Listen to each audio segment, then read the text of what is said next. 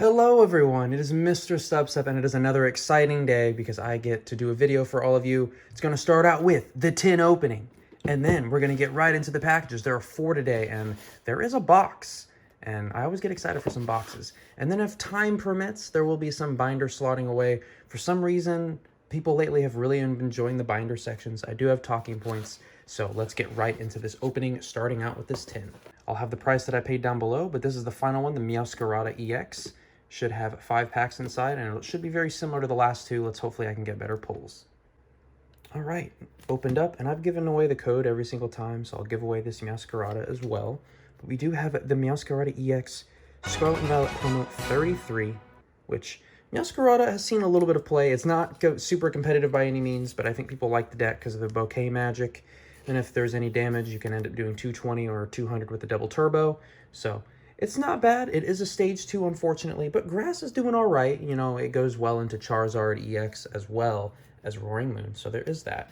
We have 5 packs today, and you know what? We're just going to do it in the order straight out of the box of finishing out with that Astral Radiance. Hopefully the Astral Radiance helps us out a little bit. I guess, you know, there's a Machamp and then the Aerodactyl alternate art. That'd be kind of cool. I don't think I've pulled an alternate art from Astral Radiance. Maybe I have.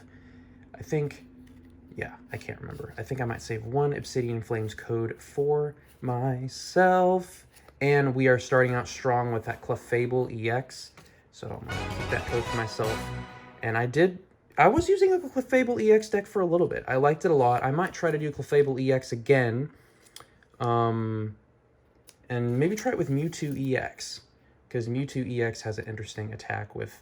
it does more damage the more Psychic Energy is attached. So I might try to make that work. Who knows? I think I might have already pulled one of those before, so that might just go right into the TCG Player Store, which it's been doing all right, a nice steady pace.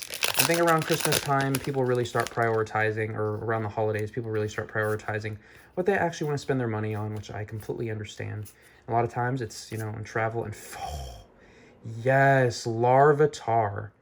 My goodness, can I find the grids? Yep, there's that grid right there. It's almost like outlining where Larvitar is, but that is beautiful. For those of you that aren't aware, in order for a Larvitar to evolve, it needs to eat the equivalent of like a mountain or something. Yeah, born deep underground, this Pokemon becomes a pupa after eating enough dirt to make a mountain. Exactly. So that's why Larvitar is snacking right there. And another Gita. My goodness, I feel like I've gotten a bunch of Gitas. But Larvitar is beautiful. I know a lot of people didn't like this artwork, but... I don't know, I just love how all the illustration arts just have so much, or the illustration rares just have so much different personality, you know? I can always appreciate that. Let's see what we have here. Oh, this is Scarlet and Violet base. I am trying to collect the Master Set, so let's see if I can get some good reverse holos in here. Metatite, Charcadet, and a Professor's Research. Always can rely on the Professor's Research. Will be a staple card for the rest of time, hopefully. Hopefully. Man, if they somehow did an 8... an 8. I know there's a few cards like Bruno and stuff, but you have to be knocked out previously. Okay, this is back to Sword and Shield, so I have to remember there's the code. Enjoy that. And let's see, Silver Tempest. I did like Silver Tempest. I think it had a good amount of reprints, so we'll... okay. Okay. I think I've pulled one of these before, to be honest with you. That is clean. Have you guys seen the new kind of cards similar to this they're going to be coming out with in Paldean Fates? And I guess technically Shiny Treasure EX as well. But wow, I think I actually do already have one of these. This is really cool. Rayquaza, I love how it can actually show the green outline with that black background. Beautiful quality card. Okay, the Meowscarada tin is coming in clutch. Does that mean, are we going to get... no, we had 1 pack without any hits. Okay, I was going to say, are we going to go 5 for 5? That would be wild and a great way to finish up these tins. I think I'm only going to have about 2 more openings for the rest of this year. So this one, a surprise one that isn't really amazing, but I want to keep it a surprise. And then there's that code. And then a Shiny Treasures EX booster box. Hopefully it becomes before the new year. I think it officially releases tomorrow at the time of filming this on December 1st. I'm filming this on the 30th of November. Astral Radiance, are you going to hold it down? Are you going to have us falter on the last pack? Mightyena and the Hisuian Arcanine. Okay, but we did really well. We got an EX illustration rare and one of these amazing Trainer Gallery cards, which, once again, it's a love or hate card. A lot of people don't like the gold cards. A lot of people don't like these, you know, gold and black and all that stuff. I do think they look pretty cool. I'm a sucker for just like really shiny, over-the-top stuff. So great opening so far, and now we get to go right into the envelopes, which is even more exciting somehow. All right, so we have our first envelope. Like always, if I paid more than $1, I will have the pricing and stuff down below, as well as how I received it. All right, so we're starting out with the Friends in Senoue. For some reason, this was like the last main card that I needed from the regular set of Crown Zenith, not including the energy cards. And let's see what kind of... Oh, Crown Zenith sleeve. Look at that. These sleeves are cool, but they just have a matte... Or not matte. They kind of make the finish to where you can see the card kind of dusty, which is kind of sad. But Friends in Senoue, gotta love it. Let me know what your favorite Friends in card is. I know some of the original Friends in cards are really expensive, and I'm glad that they made the Friends in Senoue and the Friends in Galar and the Friends in whatever the one in Legends Arceus is a lot more affordable, which is nice. So, very nice. I'm treating that like a pull, but all of these will technically be pulls, if you know what I mean. We have another envelope. Oh, surprise, surprise. Oh, and it's in a Card Saver 1. I think Card Saver 1s are bigger than the Card Saver 2s, if I remember correctly. And this is a cool one for the Curlia Master Set. You may be like, what in the world did you just get? So, it is a Pokemon Advanced. Oh, it's made in Italia by Panini. And dang, Panini freaking... If that's the same Panini, they like rule the sports world now. But I think there's some other competitors coming out now. But we have the Ralts, the Curlia, any card featuring Curlia, and then Gardevoir, and then of course you have the lenticular, or whatever you want to call this, hologram, zoom, zoom, evolution. It's kind of small if you want to compare it to the normal size card. There you go. That's the size, but it'll fit nicely in my Curlia Master Set binder, so that'll be... I'm excited to have to bust out that binder today. We have our final envelope and then a box. Okay, for those of you not aware, this is a technique where if you have like old binder pages, you can actually get a lot of cards in an envelope this way. You just put them in there, and then you have like technically 3 slots to put a lot of cards, which is very nice. So this is a really good way to repurpose your old dirty binder sleeves. So I guess we'll go from the back and see what happens. Oh, baby, Leafeon V-Star. Is it weird that this kind of gives me Harry Potter vibes in a weird way, like that one class where they're picking out those, what are they, like turnips or roots, and they're like crying, screaming? But Leafeon is very peaceful in this. Oh my gosh, it's like fairies. Are there any Pokemon in here? It's kind of hard to see through the screen, but it just looks like all foliage, which, you know what? I think that's the perfect environment for Leafeon. Nice and peaceful. Grass type is my favorite, but Leafeon's just interesting. It's like physically bulky, and then it has strong attack as well. So, I don't know. It's interesting. We have a Butterfree Frontier Brains Butterfree. And this is the non-holo version from Supreme Victors. Oh, got some creases on the side. But you know what? That is going to look just fine in a binder. Very excited to add this to the collection. Supreme Victors is probably going to be the final set that I complete this year. So, that's kind of exciting, finishing strong. Oh, continuing on the Supreme Victors trend. We have the Cynthia's, or sorry, not Cynthia, Champions Pokemon. That's what the C stands for. Licky Licky. What were they thinking when they named this Pokemon? Like, it's the licking Pokemon, so it's gonna licky licky you twice. I don't know. It's an interesting naming convention. Let's see what we have here. We have another Supreme Victors in Manectric, and this is Team Galactic's Manectric. I'm not a huge fan of this style of artwork, but it's kind of cool, I guess. It's different. It gives me a very dated vibe, so it's almost nostalgic in a weird way. I don't know how to explain it. And, oh, is this the final card in this pile? It is. We have the Roserade Champions Pokemon. Beautiful Roserade. Roserade was usually one of Cynthia's easiest Pokemon to knock out. So, I mean, it might give you some type of status condition, but really nice card to add to the Supreme Victors collection. And now we just have a box. It's open, and it has a whole bunch of bubble wrap, which I guess you can't complain about them overdoing bubble wrap, because you'd rather it be safer than not safe. So, if you watch my channel long enough, you probably know what slabs I'm collecting. So let's see if you can guess what slab this is. Oh man, treating it like a burrito, you know, like putting the wrap down so you can take bites, keep your hands clean. But we're just gonna take the whole burrito out and eat it whole. All right, that back is looking fine. Based on this quality, I'm feeling it's a modern card.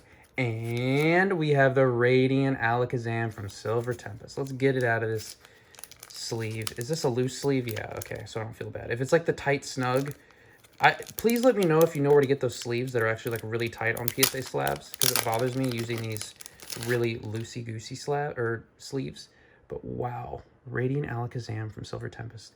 For those of you that are not aware, if you've been watching my channel for a while, you probably know what's up, but, and of course I'll have the population down below as well as what I paid, but I am trying to collect all the Radiants in PSA 10. I've done previous collections, like all the character rares, all the amazing rares, but I just got them graded. I didn't really care what grade that they got, but it was specifically for the Radiants, since it's a reasonable set and they're all very cheap and, you know, overprinted, easy to pull, and their population reports are decent. Like decently high. These are fairly affordable, so I want to get the full set, because why not? Why not? So Radiant Alakazam added. Radiant Alakazam, surprisingly, besides Greninja, Radiant Alakazam has always been kind of used, but Radiant Alakazam is really popular right now because of that Painful Spoon's ability. Moving damage around is no joke. It is no joke. Path to the Peak says hello. So, now we have all the cards out, and I guess we have enough time. We can just go right into the binder session and then talk about some amazing talking points. Alright, so only 4 binders to go through today, and not a ton of cards to put in the binders, but I'm going to take my time so I can get through all these talking points, because I am a blabbermouth if you've seen any of my videos. So first talking point, the most recent regional championships in Poland. I'm going to butcher this city name, but like Gdansk or Gdynsk. It's very, even though I spent a few months in Poland, it is very difficult to pronounce. It's you know, it's a hard language. It's very different from English. But for all my Polish viewers out there, dzień dobry and dziękuję bardzo for watching. So let's get right into the Kirlia Master Set to start out. And also, this is topical and relevant. I did recently order all of the Shiny Treasures EX Kirlias. So there are 3 new Kirlias that are coming out in Shiny Treasures EX, which, speaking of, you know, Shiny Kirlias, the last ones that were done were in Hidden Fates. So, and I guess Ultra Shiny GX. So very exciting to add more Shinies to the collection. I know a lot of people hate, like, oh, it's just a bunch of, like, Pokemon that nobody cares about in shiny form. But, like, there are people out there that care about these new Pokemon. And then they're going to throw in some old ones, too. And there are a lot of species collectors out there. So this isn't going to be added to the main, like, set cards. It's actually going to go to the end with these weirdo cards. Because I got a bunch of weird cards here. There's still one more playing card that I need to get. So, and I don't know why I left all this blank. I think I need to move stuff over or something. I don't know what. I am missing the Japanese version of this card. It is very expensive. It's over $100, so not in any rush. And there is one additional card that I need to get, but I kind of want to save it for a surprise because it's very obscure, and it's another Kirlia cameo. So that championship happened. I completely went off a tangent there. That championship happened, and it was Snorlax Stall versus Charizard EX. Now, Snorlax Stall is definitely a polarizing archetype in the meta right now. I personally do not like it, but I think it's a necessary evil in this game. Like, I appreciate that there are multiple ways to win in this game. The next binder is Supreme Victors. I do appreciate there's multiple ways to win this game. I've been waiting to run into a Snorlax Stall on TCG Live. I've only ran into a couple, and that was before the deck was, like, really good, so I was able to stomp it pretty easily with Regidrago. But I'm not so sure. If someone plays it smartly, I think I would have a ton of difficulty, because I only run 1 Escape Rope and 1 Switch, and then I could potentially get those out of my discard pile. But all it takes is, you know, a good Misfortune Sisters to knock me out. So, but if you're kind of curious in how Stall gameplay would look, check it out for sure. One Piece, I think I've just watched my final One Piece episode for a very long time, so I'm kind of excited. It'll give me an opportunity to watch other anime. One Piece is still a great anime. It's just the pacing is rough, and now that an arc is complete, I think this is the perfect time to binge watch other anime that are on my list. I don't think I've done this yet. I'm going to show the list of anime that's been recommended to me that I have on my list, and I'm going to kind of slowly go down it. At the top, I have stuff that I'm like currently watching or like actively keeping track of. Then there's a group of stuff that I want to watch, so I'm going to slowly I'm going to add those to the top area, and then I think there's like one down below. It might be Baruto or something, because I started watching it, but I don't think I'm going to complete it because it was rough, but, you know, it's whatever. Also, randomly, you know, when we come home, need something that Mystery and I can kind of watch together, and something easy and comedic is Family Guy. So I didn't really grow up watching Family Guy. I grew up watching Simpsons and Futurama, and then she grew up watching Family Guy. I've only seen clips of Family Guy. I don't even recall if I've ever seen like full-on episodes of it, but we're a few episodes in, and it's the original Family Guy, so the animation isn't as great as it is nowadays, and a lot of the characters that we've come to know and love haven't been introduced yet, but it's not bad so far. Some good laughs, you know. Peter is always gonna, you know, bring laughs and everything. Let me know if you watched any Family Guy growing up, or if you apparently they're still releasing episodes, so that's a thing. Also, I talked about finishing Vinland Saga Season 1. I have started Vinland Saga Season 2, and the comments are pretty funny. Everyone's calling it, like, the farming simulator, which I've only seen the first 2 episodes, and I can kind of see where they're coming from on that, which it's pretty funny to say that. But overall, they've introduced some new characters, and you're reintroduced to old characters, and I'm very curious to see where this is going to go. Because a lot of people compare him to Eren, so I'm very curious to see what is going to happen by the end of Season 2, because yeah, so far it's starting off very tame. So, I mean, obviously the sob story of the new character, that was like heart-wrenching, but overall it's starting off pretty tame compared to, you know, how Season 1 started. So I'm excited to see how that turns out. And now we have Crown Zenith, which this will probably be the next set that I complete in the very near future. I've already ordered all the cards, so they might already all be in my possession. I'm just, you know, slow releasing them as I do videos. And so, yeah, Vinland Saga Season 2, once again, highly recommend if you know, are looking for something to kind of binge. Seasons are 24 episodes. There's only 2 seasons, so there is that.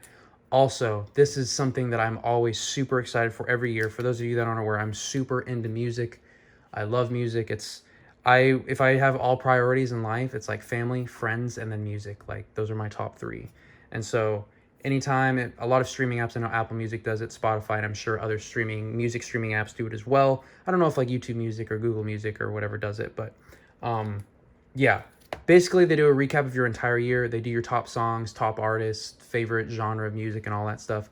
So I'm going to show mine off, and I know you're going to see the #1 artist and be like, are you serious? But I guess I'm just a man to like my environment or whatever. We did recently go to, well, not recently, but I think end of last year, beginning of this year, we went to her concert. So naturally, you know, in the car driving over there, we're going to be listening to a lot of her songs and everything. So, I mean, she is big. She has been doing very big things, including dating, you know, an NFL football player. So there's a lot going on there. I do like some of her songs. I'm not, you know, a Swiftie or anything like that, but I mean, I like her music, and I've liked music from all different generations of what she's been doing, or eras, if you will, because I know it is the Eras tour. But Friends and Senoue joining, Friends and Hisui, that's what I was thinking of. Friends and Hisui. I think the Friends in Alola might be still the most expensive one, if I remember correctly. That one's a pretty high price, if I remember correctly. But please, if there's anything that you can do for me, I know this is selfish of me, but please, if you can put down your #1 song from this year, if you have time, you can put down your top 5. But if you can put down your #1, I will listen to it, and I will let you know what I think, because I love getting introduced to new genres, new artists, new music. And if you show me songs that I already know, I'll be like, yo, we have amazing like taste in music. We both like the same stuff. So very much looking forward to that. I actually, at work, I did something kind of weird. We have like a group chat amongst all the people that are like in the same position, because it's like a big project. And so I reached out. I was like, hey, I really like music. I want, you know, to find new music. If any of you use streaming apps out there, can you please post your #1 song from this year? And everyone immediately like shared their like Spotify Wrapped, which it just warmed my heart. And of course I shared mine. And so I had so many songs to queue up. And because here's the thing, like when somebody asks you, oh, what's your favorite song? Like you're probably going to go to something, especially if you don't know them that well, you're going to go to like kind of some middle ground, like something that's like fairly popular, but kind of hard to hate. And you're like, oh yeah, I like that music too. But somebody's top 5 for the year, unless you like, you know, listen to something while you sleep, or like it's a podcast, or like you're working out and you listen to the same songs over and over again. Like your top 5 songs expose you. They really do. They really do. So, because those are literally the songs that you clicked on the most. I don't know if it's based on like amount of plays or time or a combination or something. I'm sure it's a combination, because if you have like 10-minute songs and you listen to those, then that would probably skew. Oh, we went past. That would probably skew the data a little bit. But please let me know. Spotify Wrapped. Super looking forward to getting some new songs. And we're finishing up strong with the promo binder. I love promo binders so much. My goodness. I did just finish. I am filming this on November 30th when the new Jujutsu Kaisen episode released. And oh my goodness. Nobara and, I almost called him freaking Ichigo. Yuji Itadori.